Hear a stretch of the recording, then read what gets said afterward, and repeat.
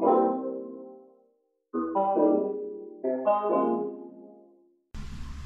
this is Patrick from JDM Gems.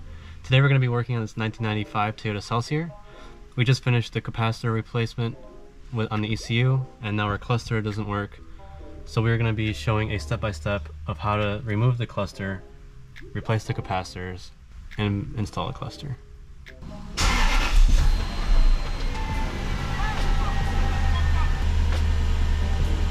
First, what we're going to do is put the key in the ignition, turn it to on, move the wheel all the way down, and then we're going to disconnect the battery. Now we'll just simply disconnect the battery by removing the negative, just like that. Next, we're going to just take the key out of the ignition, and then take our pry tool and pry this trim piece off.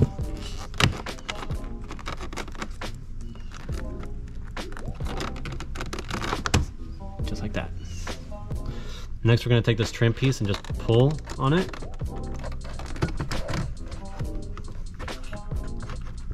And then there's going to be two connectors on the back.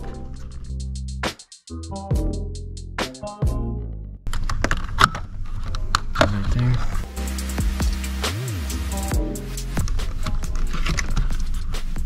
Alright. So next, we're removing these two screws right here. And on the other side.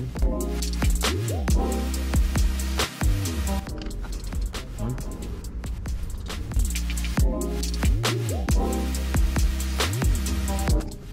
And two.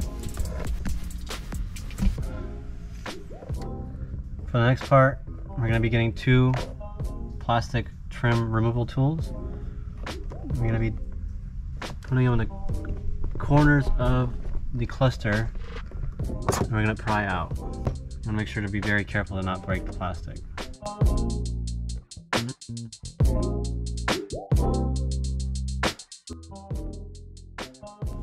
So I'm going to try with one more additional pry bar.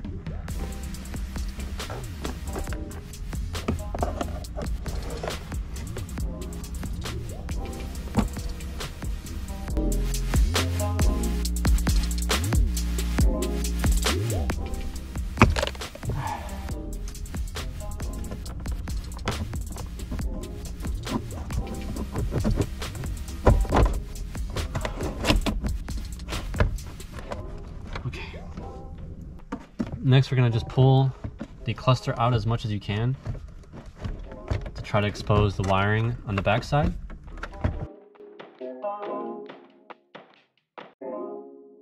Then I'll get my hand back behind here and try to unplug the wire harness.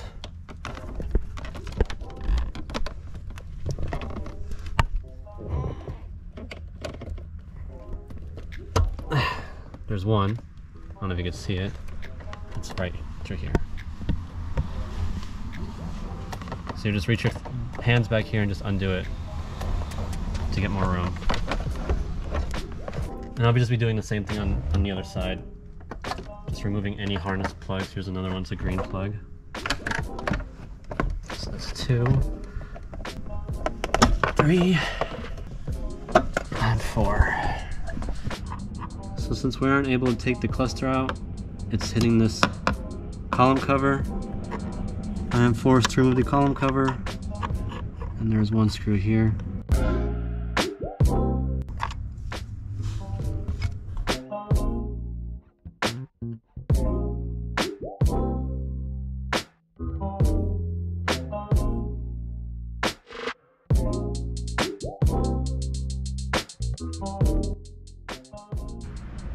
So once you undo the lower cover, I'll just move this out of the way, like such. And the reason why it's so difficult to get these off is the bolts snap into here. You'll just have to pry them out with a screwdriver. Next, we'll turn the steering wheel 90 degrees to get the screws off that hold the upper cover off. One is on this side, the other side.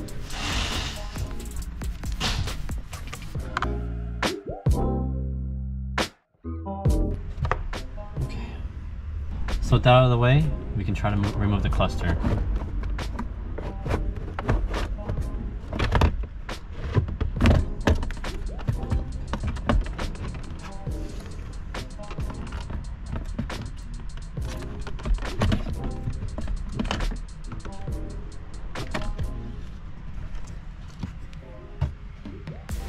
Alright, so now that we have the cluster out, what we're going to do next is remove all the plastic paneling here that's covering the motherboard, and we'll take them off and then see which capacitors we need to be replacing.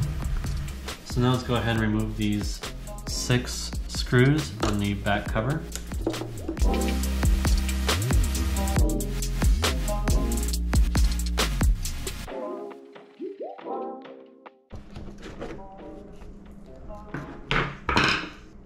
Now we can just remove the rest of these that are holding the motherboard on.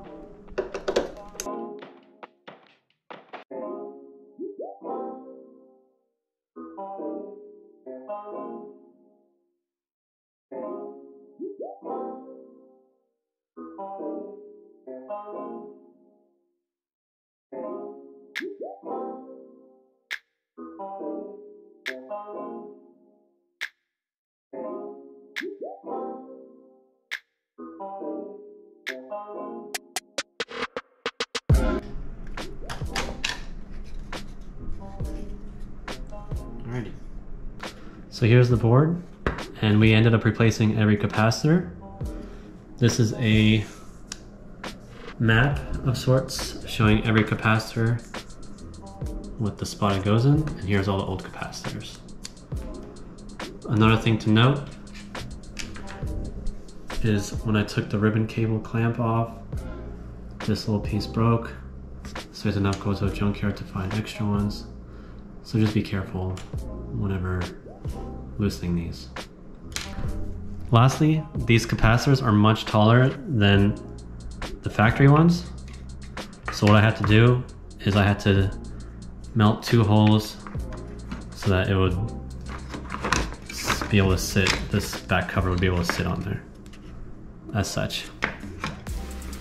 Also, we have every capacitor needed for the cluster and the ECU. So if you do end up needing one, we'd be more than happy to sell you one, or the entire kit. We can provide more details about that later. Alright, so now we'll be assembling this back into the cluster. One thing I did want to mention is the 2 capacitors that did go bad were these 2 big ones. The 820 microfarad 25 volt. They were the ones that were leaking, that were causing the flickering cluster.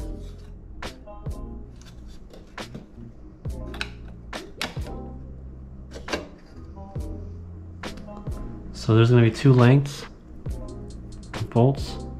One is attached shorter. The shorter ones will be going on the left side. If you have an LS400, it will be on the right side.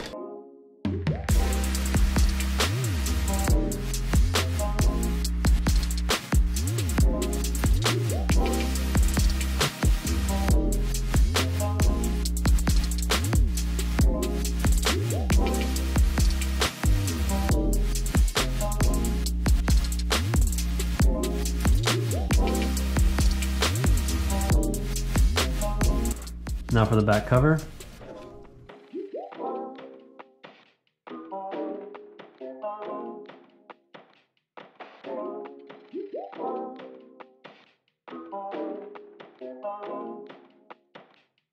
Alright, now it's ready to go back in the car. Okay, before I put the cluster back in, one thing I do want to mention is you probably would like to test the cluster before doing all this work putting it back in, just to make sure it works. But on the install process, we'll make sure the bottoms slide into the little dowel pins first. I'll show you what that looks like in a second. Like that. So if you look, see that's an old dowel pin. And it's going to be on both sides. And then the cluster will be ready to push in.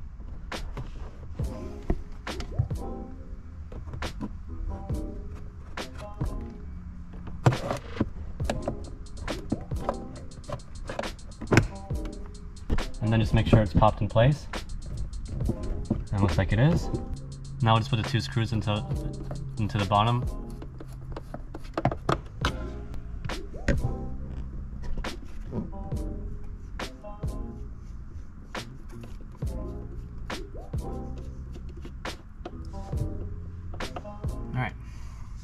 Next we'll pop this trim back in. Make sure all of your connectors are exposed. So we gotta dig this one out a little bit. So there you go, got the green one on the white one. Just double check the white one and the green one. Plug them in.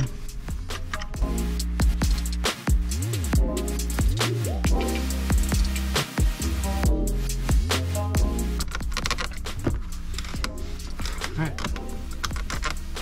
So next we'll be putting the lower cover on. Again, if your telescoping motor and your tilt motor worked prior to taking the cluster out, you do not have to remove this.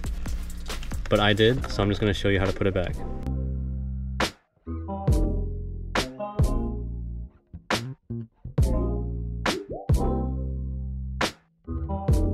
Just to hold the lower cover on, I'll put the screws in right here. Don't tighten them, just put them loose.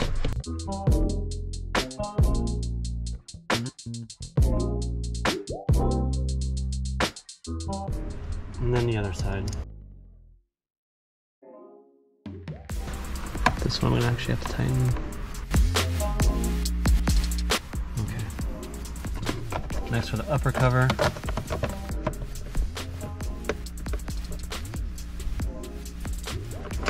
Back out. And again, just loosely put in there. Back to the other side.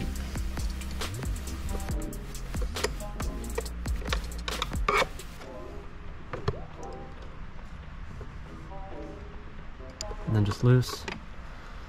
And then we'll just push the clips back in on the back side, like that. And now we can put these all the way tight. Just do both sides really quick.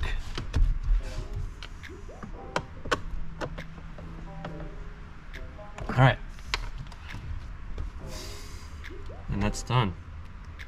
To finish off the column cover, I'm going to put the last screw on the bottom.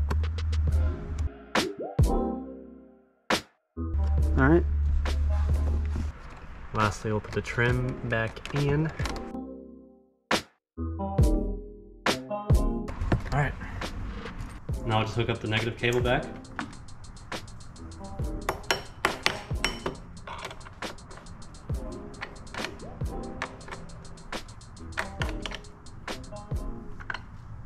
Alright, so last part of the interior, we're just going to put this trim panel back on.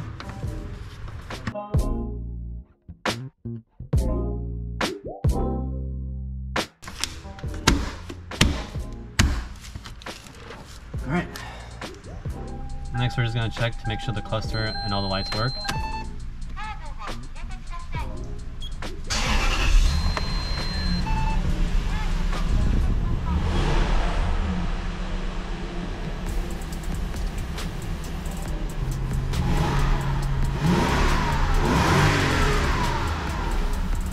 So as you can see, the capacitor replacement for the cluster was a success. The main problem seemed to have been the two capacitors that were mentioned prior, the big ones. One thing I would like to add is to make sure your solder joints have flowed really well onto the board.